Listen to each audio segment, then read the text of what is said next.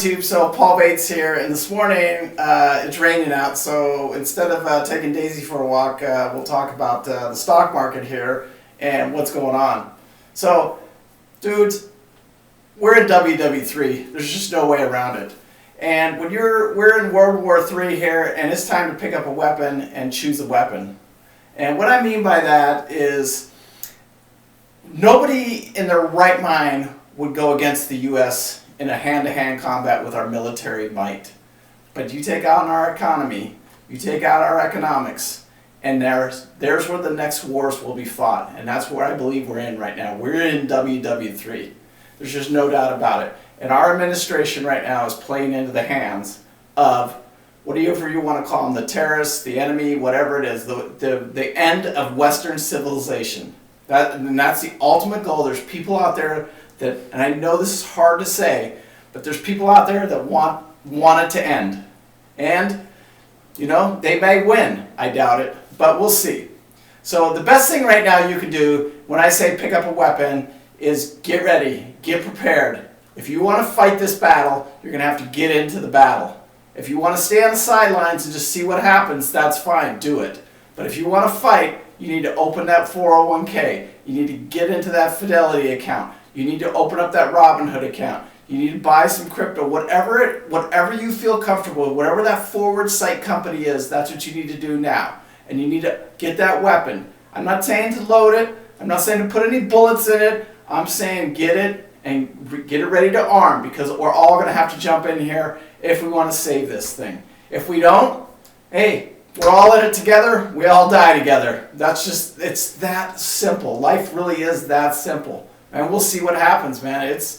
I think we're going to see the market keep coming down here a little bit more. I think a good place for me to start, I've got about 20,000 sitting on the sidelines, and I'm going to start right at about, when that DJI hits about 18 is where I think I'm going to start. But I've also been buying. I bought today, this morning already. I bought a little more crypto.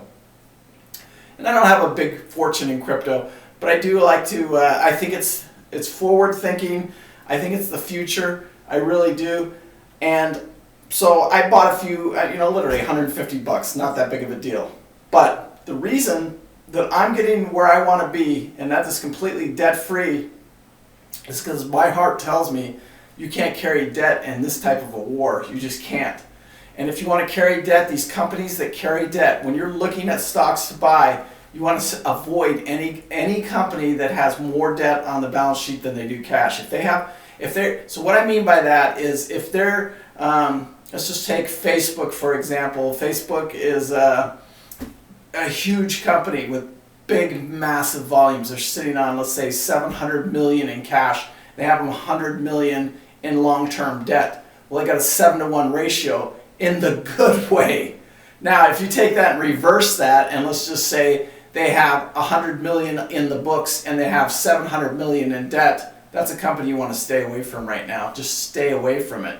There's nothing good going to happen from anybody that has too much debt. And what the Saudis did to us the other day with that oil thing, that's horrible. And to say that they're our allies, no way, man.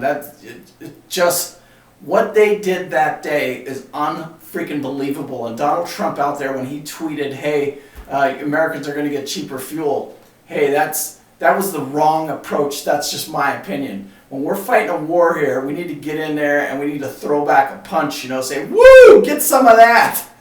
And what I mean by that is Trump should have said, okay, shut down all the oil right then. That day, he should have shut it down. No more importing oil from Saudi Arabia. Nothing. Zero. We will not take their oil. We've got to keep our infrastructure strong, and it costs about $60 a barrel for the U.S. to make any money. So if we want to take away 2 million jobs, yeah, go ahead and import the $28 a barrel oil from Saudi Arabia. It's not going to help our economy, just like the interest and the debt that we're paying right now on $23 trillion.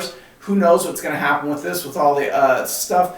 Eventually, we will not be able to make the interest payment, and that's when the big problem comes in. That's when the collapse of the dollar, whatever you want to call it, comes. And when, like I said, we're all in this together.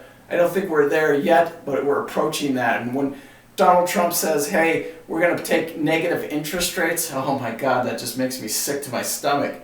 We should have never lowered the interest rates. Like we're playing right into the hands of these terrorists. Anyway, Paul Bates, peace out.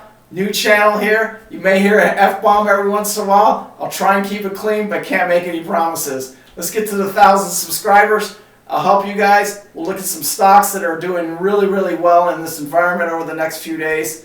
And I'm really, really, really going to pay attention to the market now. I will not invest anything that I don't personally feel in, that has a vision of the future. You can watch my last video, and I talk about that a little bit, like why Ford is tanking like the Titanic, but the whole market's tanking like the Titanic. So anyway, Paul Bates, peace out. I'll see you guys. Daisy, you got anything to say before we go? Huh? You got anything? You just want a treat? Okay. All right. Anyway, good luck. Peace out. Be safe. Stay calm. Paul Bates. Bye.